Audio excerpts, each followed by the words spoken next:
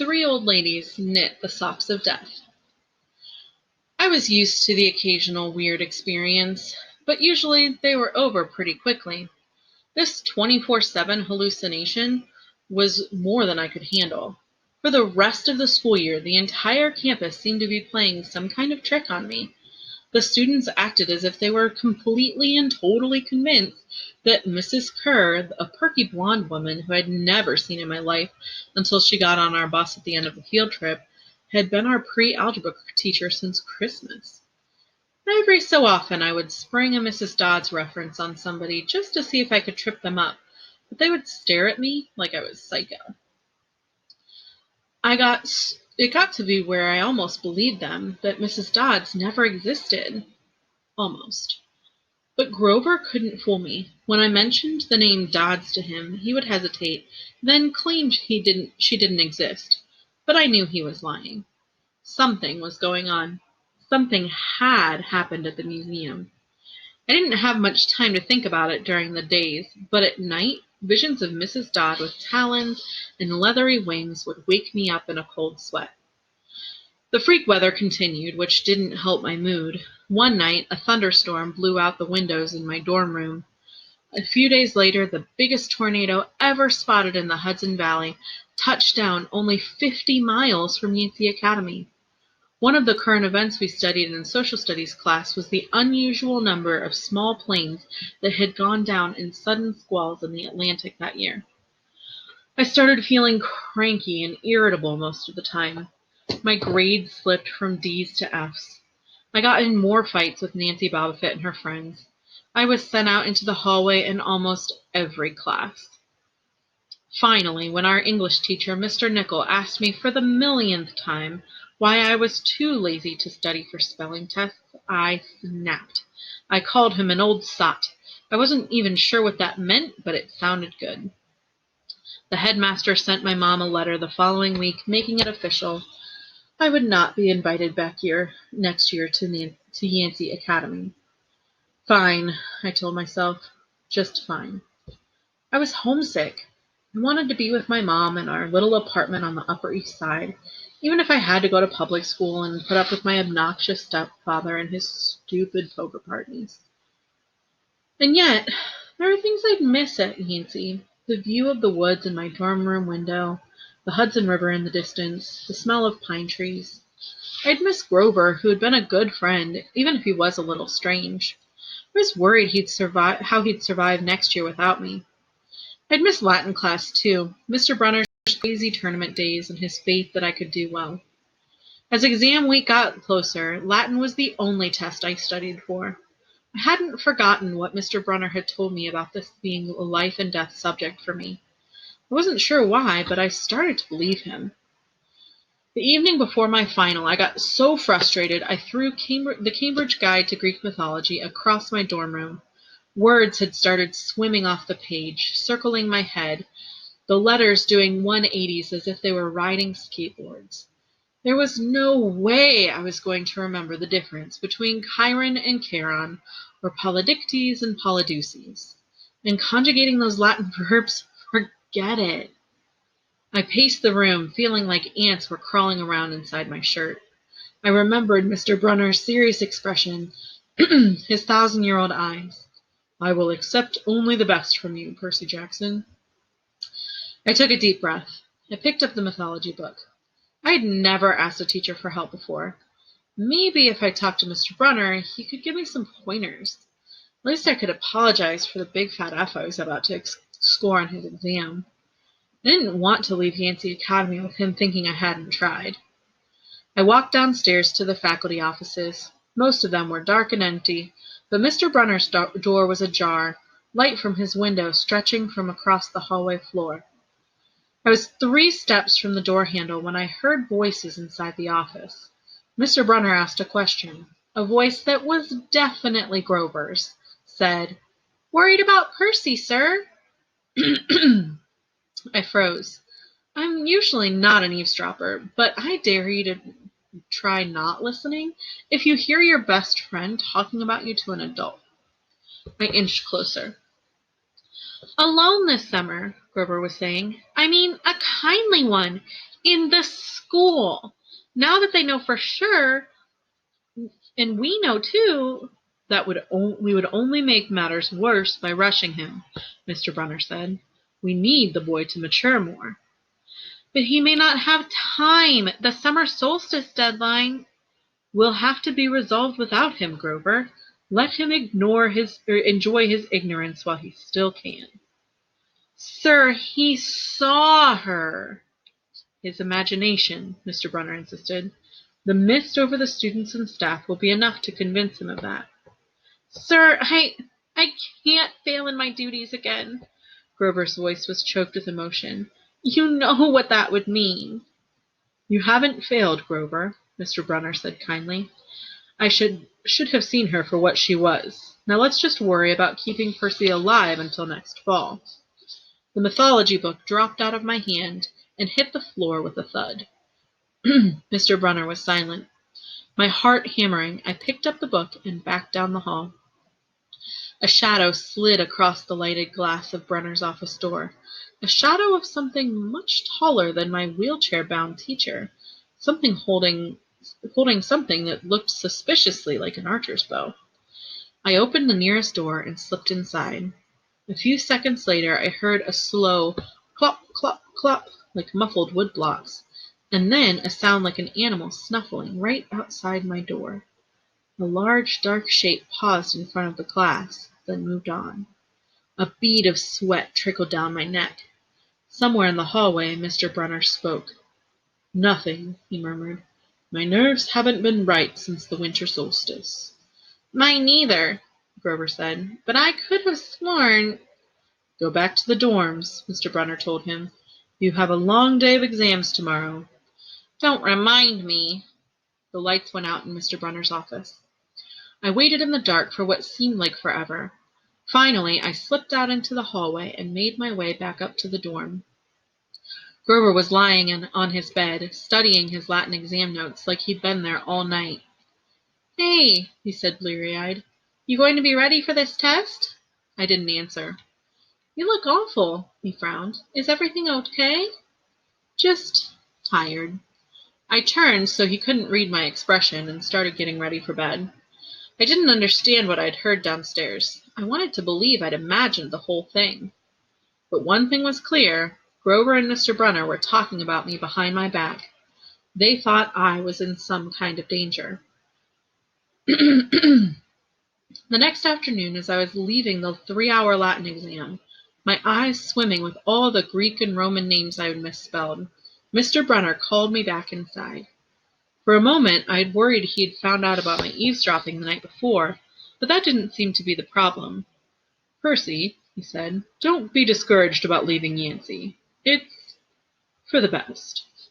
His tone was kind, but his words still embarrassed me.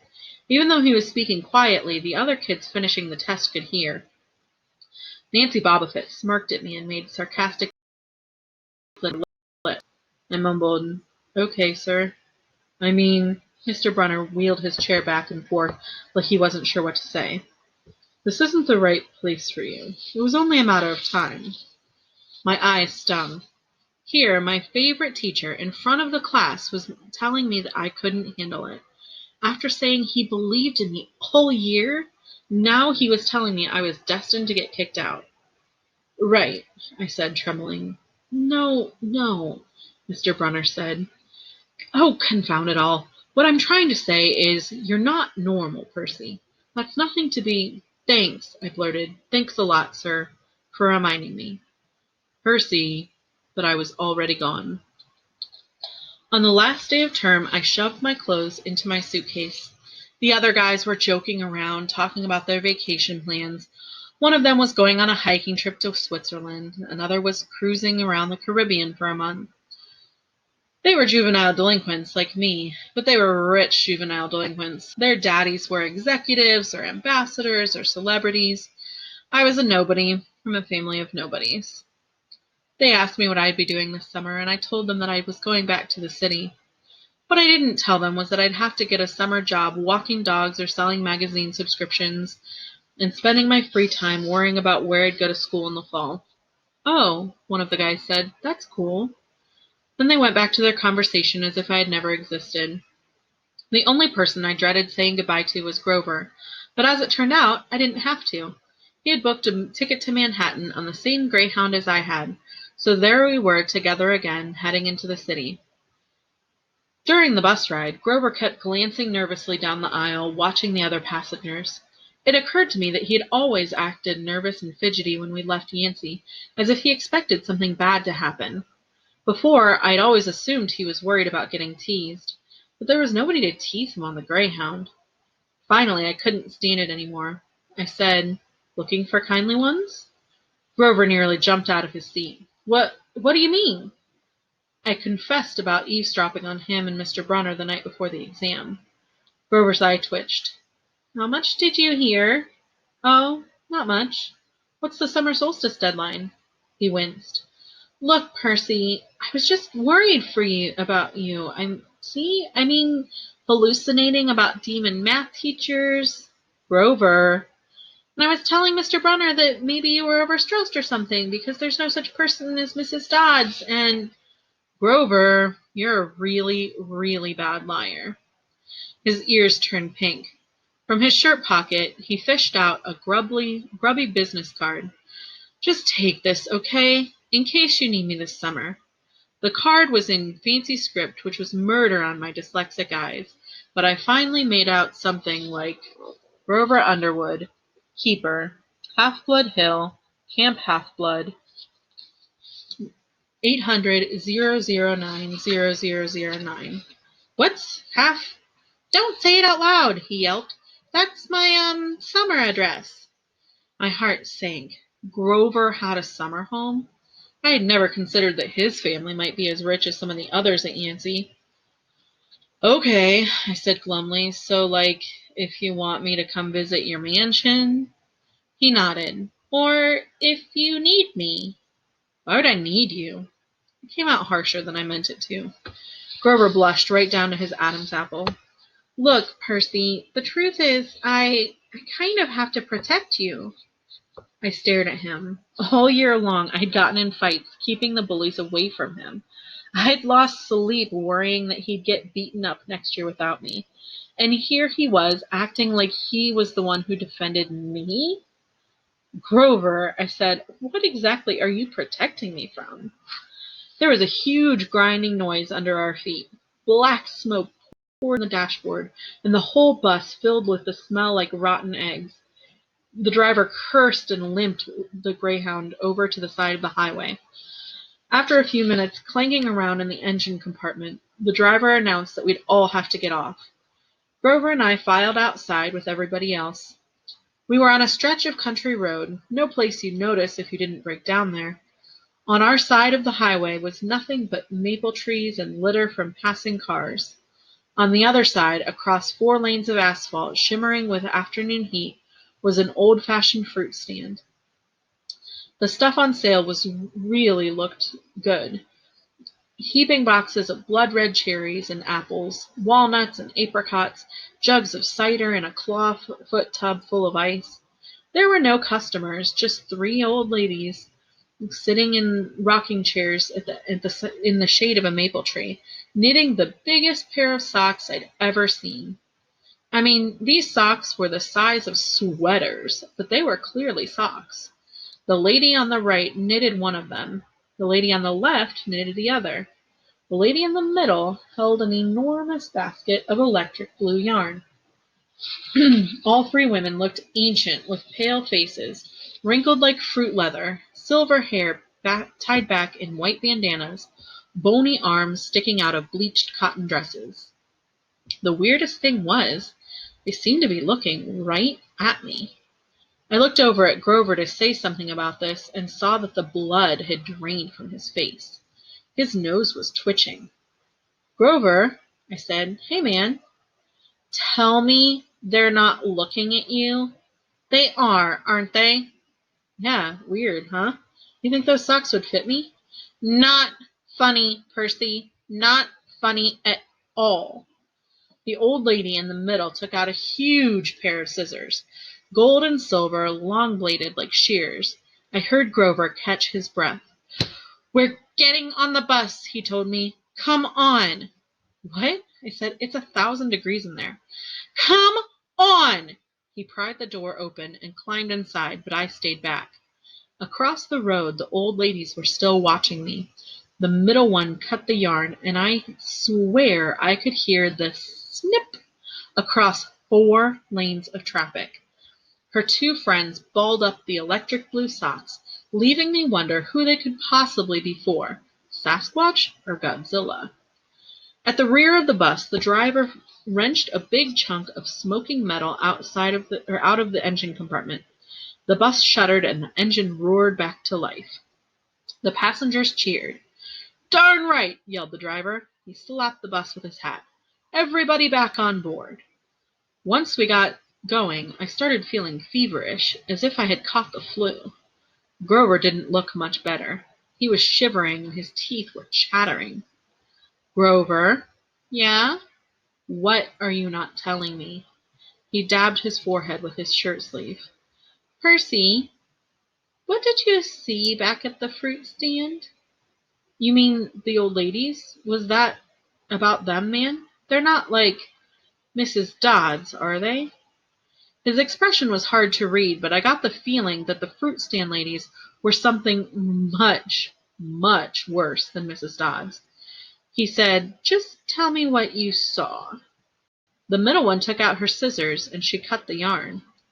He closed his eyes and made a gesture with his fingers that might have been crossing himself, but it wasn't. It was something else, something almost older. "You saw her snip the cord." "Yeah, so?" But even as I said it, I knew it was a big deal. "This is not happening," Grover mumbled. He started chewing at his thumb. "I don't want this to be like the last time." "What last time?" "Always 6th grade. They never get past 6." "Grover," I said, because he was really starting to scare me. "What are you talking about?" "Let me walk you home from the bus station. Promise me." This seemed like a strange request to me, but I promised he could. "Is this like a superstition or something?" I asked. No answer. "Grover, that snipping of the yarn, does it mean somebody's going to die?" He looked at me mournfully, like he was already picking the kind of flowers I'd like best on my coffin.